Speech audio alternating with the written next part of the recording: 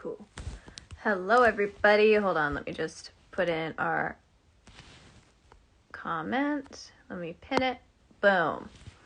Hello, everybody. How we doing? I'm a little early, a minute early, but that's okay. Just waiting for everybody else, more friends to join in until we get started and talk about this week's episode, which is definitely... Oh, hi, Irma. Heck yeah, it's Tuesday. I'm in a bit of a different location today, so bear with me, y'all. Today's guest is going to be McKenna, and she designed our logo for Realms and Roleplay, which is, like what you see when you watch Sovereign of Death. You see the Realms and Roleplay logo. So we're just waiting for McKenna to hop on in, and then we will get started by diving into this week's episode. How you doing today, Irma? How is your Tuesday? Hi, David. How you doing? How's everybody's... Is this the first week? No, last week was the first week. How is everybody's first week of the new year? Going good. Good. Let me just see... Get all of my stuff ready, because your girl really behind today. Cool.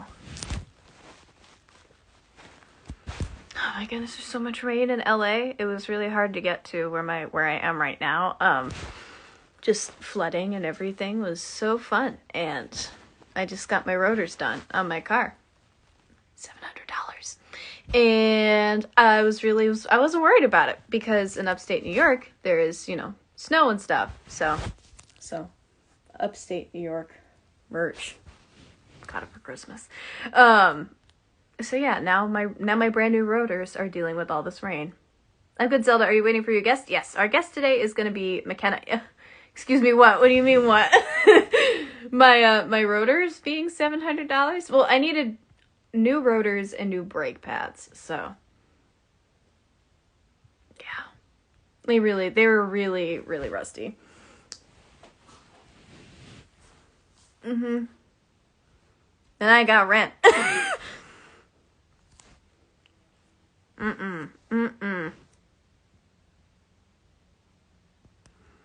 So yeah, yes we are. We're just waiting for McKenna Strain, and she designed our logo for Realms and Roleplay, and we're just gonna be talking about like what it was like, kind of designing the logo, behind the scenes stuff like that, and as well as just a bit of what happened in today's episode, well yesterday's episode technically, of Sovereign of Death. And let me see here. Should be hopping in. Irma. Not the clock emoji. So, what else was stressful about my week that I can talk about? I don't know. It wasn't really all that. Hello, Skeleton Soldiers. How you doing? Good to see you. We missed your last coffee break. Let me see. I'm trying to think of what else for my week was like stressful. I don't know. I feel like my week's been pretty good.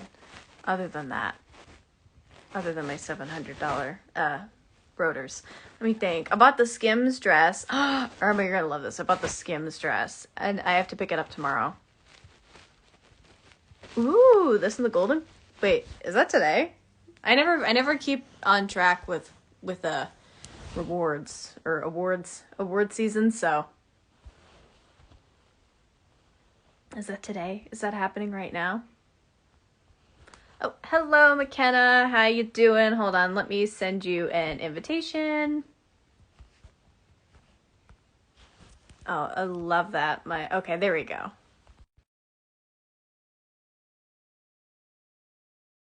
Let me see. You should be good. Should be coming up in like a bit. Usually takes a moment. Ooh. Hello. Hi, can you hear me? Yes. Can you hear me? Yes. All Feel right. old when we have to be like, can you hear me? Can Hello? you hear me? Is this working? Well, my microphone and these headphones are like a little effed up, so I just need to make sure that everybody can hear me. All right. So, hello, everybody. Welcome to this week's episode of Around the Realm. Today we have McKenna Strain, and I love your hair, by the way. I love that color. Thank you. Appreciate And it. she designed our logo for Realms and Roleplay. So, if you just want to give everybody, like say hello, give yourself a little intro, a little bit about you. Yeah. So my name's McKenna. I'm primarily a UI UX designer. I work for an ad agency during my day job. And then at night, I like to freelance and do things like branding, specifically working with Carmen. I mean, I like all sorts of things, reading, gaming, you name it, a ton of things out All the there. good stuff. Great taste. So, you said you've worked with Carmen. So, how did you meet Carmen and like get involved with Realms and Roleplay? So for me, I met Carmen as an undergrad at my college, which happened to be Texas State. And he was hosting a panel for either one of my classes or like one of those like extracurricular things that I did. And Oh, if I remember correctly, it was writing related, but it wasn't, man, this was a long time ago, it feels yeah, I like. know. Like it was like between 5 and 7 years ago. No, it can't be seven. I know it can't be seven. Maybe 5 years. I don't know. It's been a Wow. hot minute. It's been a hot minute. Yeah, it's okay. I can't even like you. If you ask me what happened yesterday, I'm like, so. Yeah. After COVID, well, it's not really after COVID, but after the pandemic, sort of like things just change, and it's weird, like thinking pre-pandemic. But Mm-hmm. that was the thing there. That happened. That happened. Yeah, that made me lose all sense of time and memory. Everything, like from like the height of the pandemic has just been a fever dream. So like, and like before that too, it's just been like a little bit of a blur. Yep. So Carmen mentioned also as well that you came up with not only the logo, you came up with the name as well. So I was just wondering, like, so what is your kind of like process for making a logo? Do you have like, does it go by like, I don't know, I wouldn't even know how to approach like making, like if somebody were telling me to make a logo, I'd be like, so like what's kind of like, what's that process like? That's a good question, and I feel like there's supposed to be some sort of formula that you follow like to a T. Not At the always. same time, at the same time, like there's not a formula. You don't necessarily like do step one, step two, or at least I don't think so. Mm-hmm. Maybe some like brand people do, but again, that's not my day job. So, but I think really just connecting with the owner is the way this, like the stakeholder, the owner, your client, whatever, and just trying to figure out what it is that they're trying to do. And in Carmen's case, he wanted to create a brand that was like fantasy, but like not just like high fantasy and not just like specific to like Dungeons and Dragons, like something that was like all encompassing about basically role play in general. So I remember like writing down different things of like fantasy, of role play, of like Dungeons and Dragons. And I had like basically a sheet of paper and was like writing out all of these ideas and just like throwing it onto paper. And at the time, I knew Dungeons and Dragons was going to be like not big, but like it was going to be at least the original focus. Mm-hmm. So I really like the wordplay of how it's like D&D, and I wanted to do something similar at least. So that's why it was like R and then R. But yeah, I mean, we centered role play, so it's like, okay, role play needs to be in the title. And then realms just happened to be, another R, but it was like for realms, it was all encompassing. Like it didn't have to be, high fantasy. It could be like, in another world like Star Wars. Like it could be anything. So that's kind of how I landed on it. It's been a hot minute, like I said, but Yeah. mainly, I guess, if you're working on a brand in the future, like to anyone here, it would basically be understand the why. Like, why are you doing this? Yeah, So yeah, that's very interesting because I mean I know a few other people that do not necessarily this, but something similar, and they like follow like a step by step by step. And like I'm the same way where I don't really follow like I do voice acting on the side, and they would really try to like make a step by step with like which method are you using, how are you doing this, and when like I tried to break it down into technicalities, it really ruined it for me, and it got me really confused. So I love the process of just like connecting, like it's all about connections and connecting with the person, connecting with the client. And I feel like that's way more important than, just like following a certain rule book of like steps.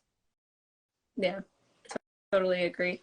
Um, and I know some people are like, no, no, no, follow the steps. But to me, anyways, and I think for many others, it's not always going to be the same. Like something's going to be different. And even like I call clients, like client, what the client wants or what they need or what their like, what their rules are, they're going to be different. So like, you just got to be flexible. I mean, I wouldn't ever say like there's some like hard stop rule that you have to follow, otherwise it's not going to be successful. Like I don't think that's a thing when it comes to like creativity. I just feel like to your project or like what your goal is, like sure there's going to be rules and like constraints, but like that's not going to be the same thing for every project that you work on. Yeah, yeah, exactly. And I feel like that's what's also like so impressive about it too, like the complete flexibility that you have to have in order to be creative enough to like, like if you come to somebody, I'm always impressed by like my artist friends that are like open for commissions, and like, like just being able to hone in that creativity and being like, just be able to pop something out like, here you go, here's what you asked for, and it's just like gorgeous. Chef's kiss. um Carmen also mentioned that, I mean, I believe you mentioned this as well, that you did all the UI for season one. Yeah, I wouldn't call it UI personally. Well, I mean, it is, but it isn't. Well, I mean, like, what? I mean, I'm honestly not really sure, and I don't even know if the viewers are sure. But like, what is UI? Like, what is that? Well, to start off, so UI stands for user interface.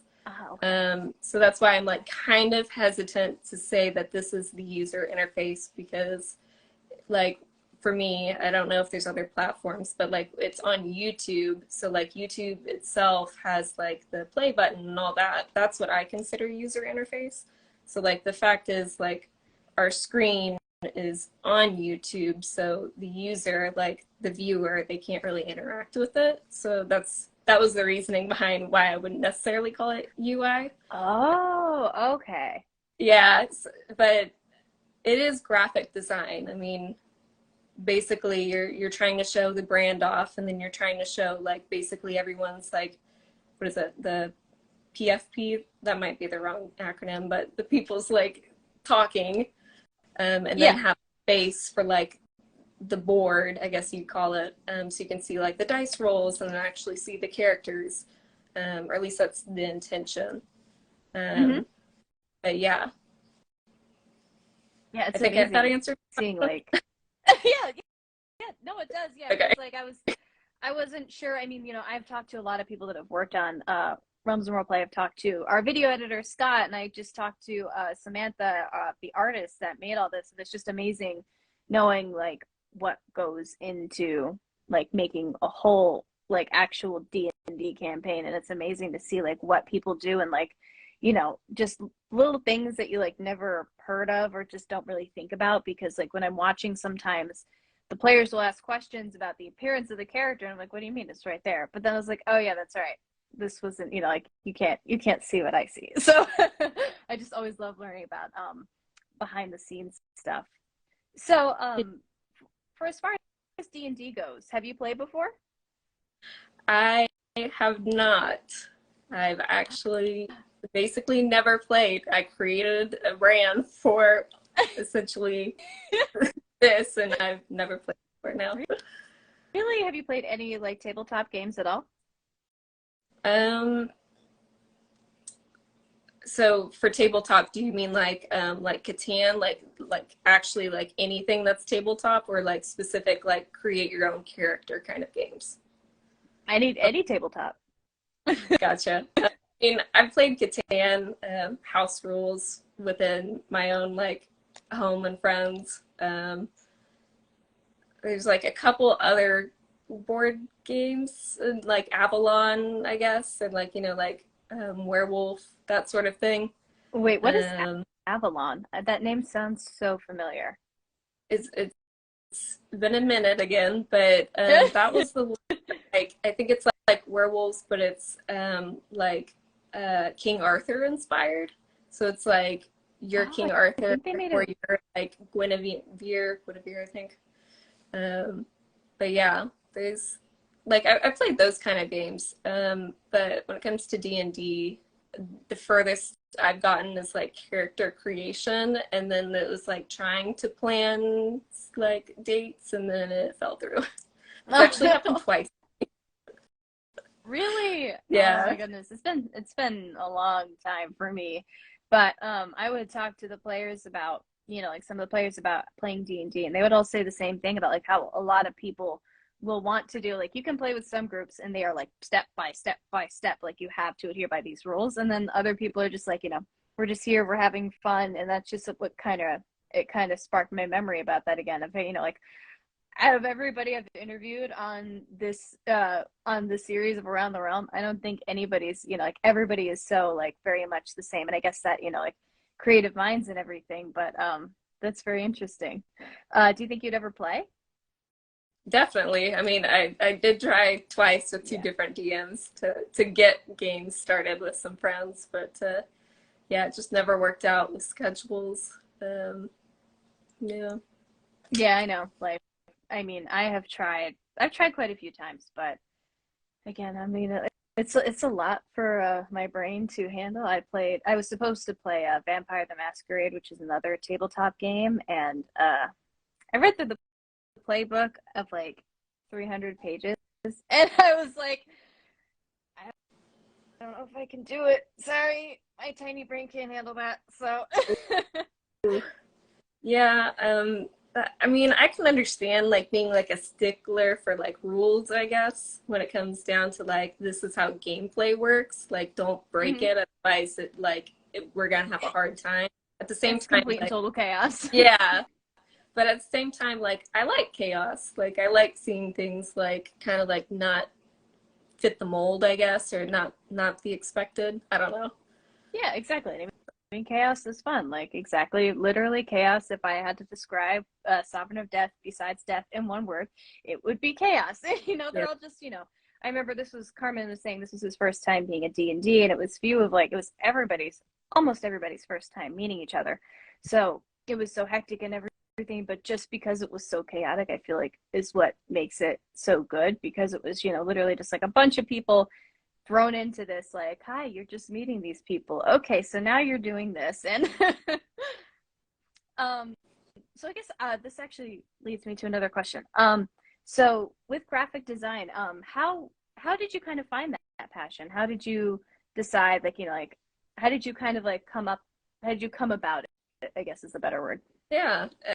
Um, how granular do I get here? Like, do you want to hear like life story or just like I don't Whatever know. you're willing to tell. Whatever you're willing to tell. Um, well, for me, probably about high school is when I realized, which again has been some years. Um, Really, I didn't do art in high school, but I wanted to, but I never quite like switched over to it. I was pursuing like what I thought was what I wanted to do as my like big time job, which happened to be like vet related. Um, Ooh. but before, like, or not before, like, I was simultaneously doing vet, but I still didn't want to leave like design and art. So, like, my extracurricular at the time was interior design. So I was like in the design field, but it was like more physical. I knew I didn't just want to be like at home, I guess. I don't really know because I am at home now. I work from home.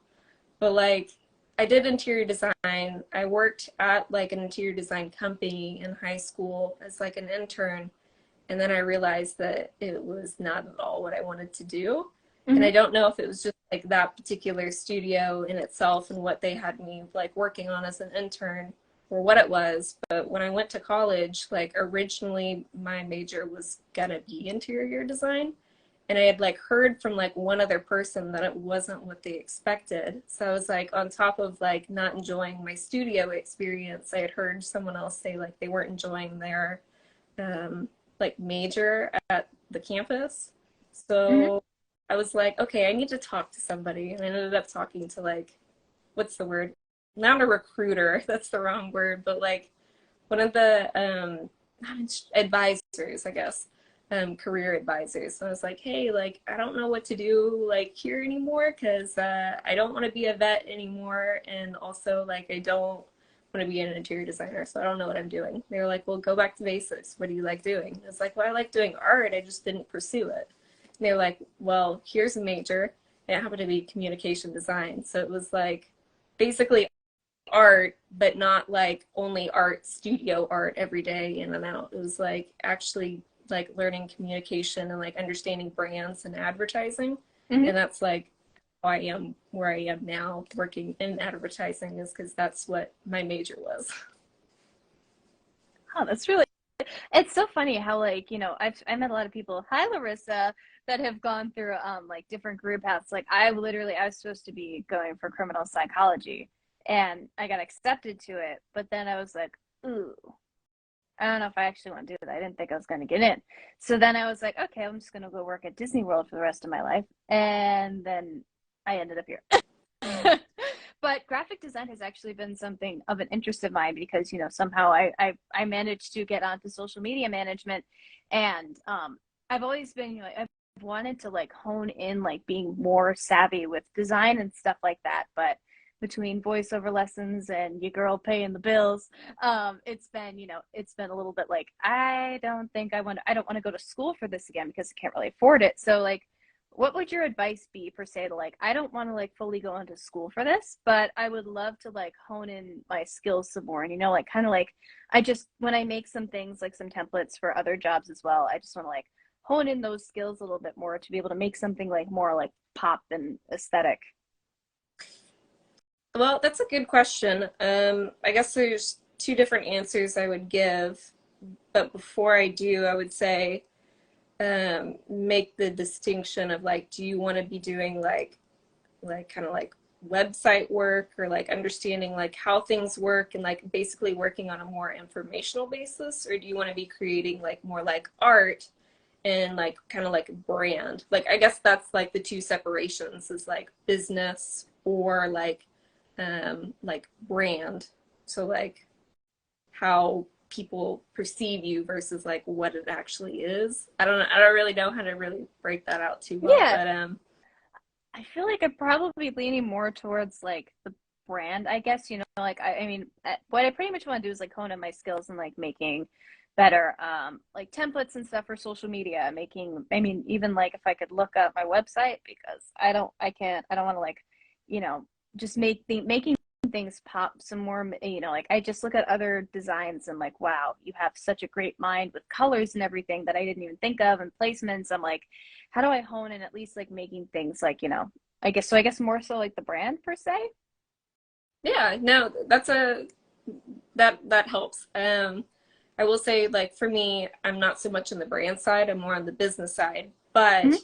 I do think that brand is something that more people are able to get their foot like in the door kind of because it's more of like creative and like just like understanding your creative choices and it's not I just lost my train of thought. But anyways, if Okay. I were to recommend to someone, it would be not to immediately assume that you have to have like a certain program or do a certain thing a certain way. Like I know everyone pretty much primarily uses like Adobe Creative Cloud. That's not something that you have to have. And I say that knowing it's very expensive. It's not worth the subscription. Like you buy it a month and it's really expensive. Like if you're not basically getting it for free through like a student subscription or something, I personally would not pay for it. Mm-hmm. So like with that in mind, you kind of have to find other tools out there like software and figure out how they would work for you. because by and large, most like graphic design is going to have to be done digitally. I know some people can like make like actual physical artwork and then like, you know, just take a little bit of like camera or Instagram, you know, like some sort of filters and make it work. So I won't discount that, but like by and large, you're going to need a program that allows you to do digital work. So don't get bogged down if you just can't afford Creative Cloud, because nobody can. It's so expensive. I know. A lot of people have been recommending that. And I was like, ooh, that's Yeah, expensive. it it's too much. So definitely recommend not doing that. If it's like, if you have money to burn, go ahead and learn it. Yeah. But like most people don't have that much money to burn. Mm-mm. But with that in mind, it's like, what can you learn to be a better designer? There's a bunch of like courses out there and like certificates. Again, I would not suggest that if you don't have money to burn, because certificates those aren't your portfolio, if that makes sense. Like if you're Yeah, trying to go out there and get a exactly. job business, having a certificate does not make you better than anyone else. It very much is like here's someone else's portfolio, here's yours. Like your client, I guess, is like looking between the two and trying to figure out why they should choose either of you. Certificate's not going to do it. So I would basically try going on different sites, specifically awards sites if you can, and understanding like why like that site or that brand won an award, and kind of like trying to understand like the whys. And then just like Googling like why does this color palette like work so well, or like I don't know, I haven't done that kind of Googling in a while, so I'm kind of unsure, but like you want to make sure like are like collaborative, where they aren't like contrasting too much. Like you have a primary and then you have a secondary, and you want to make sure like they're accessibility like friendly. You don't want to put like a color on top of another color and then turn like you find out, oh yeah, I can't read that when it's, you know, the small stuff like that. Mm-hmm. Yeah, there's tons of stuff out there. I recommend everything that's free because you can do it. Like Thank you. Yes. anybody can do graphic design. I feel like it's just like whether like success levels, I guess. And basically just like focus on the why. Like, why are you doing this? Why are you creating this poster? Why are you creating like, you know, this brand? I feel like that makes it a lot better. Yeah, definitely. Yeah. I mean, a lot of people, you know, like first thing they would suggest was like Adobe Cloud and like throwing all these expensive things. But yes, that makes me feel so much better because, you know, I mean, even it brings back to the why. I mean, that's it's a very interesting that you mentioned that, just because, you know, like when I read through a script or something, I ask myself the whys all the time. And that's such an interesting concept. I never thought that I never really thought outside the box with putting that with graphic design, like why you're designing this, why this colors, and why all that. So, thank you so much for that advice. I'm just going to do a quick recap for everybody for the last episode of Sovereign of Death that aired yesterday, episode Infiltration. So we left off with our army of allies, and they are reunited with people from Stone Snarry that we saw in the earlier episodes, such as Varuna and Ziames.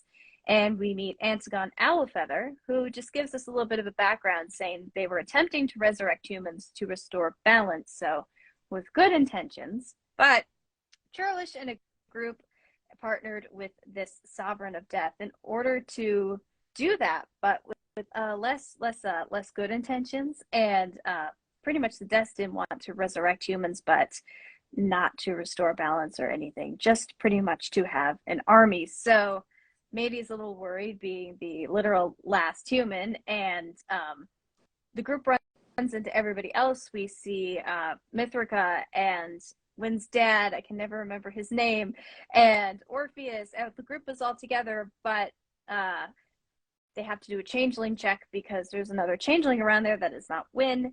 And we find out that Wynn's dad was possessed and was trying to unalive Wynn's mom. That was fun. And then there was a shadow dragon that Glee and Fatima Gray, who is a new character, and she is she runs Hell for Leather, Yes, Fatima Gray is an amazing inventor that runs Hell for Leather, and the group are trying to defeat this possessed shadow dragon. And once they do, they are going to the palace because they left Fee. But it's not their fault. I'm going to kind of blame Carmen for that one. And after its defeat, they go to the palace where they are left off with Mox, Skip Glider, and Calderon guarding the palace. So with an army of skeletons as well, might I add. So left off on yet another cliffhanger. So be sure to stay tuned for next week's episode. Hopefully they rescue Fee, who might still be turned into a barrel. I don't really know, but anyways, that was our summary for yesterday's episode. Be sure to tune in next week. And thank you so much, McKenna, for coming on and answering my questions and the group's questions and just talking to us a little bit about what it was like. Yeah, thanks for having me. Yeah, thank you. And thank you, everybody. Be sure to tune in next week. We'll see y'all later. Bye. Bye-bye.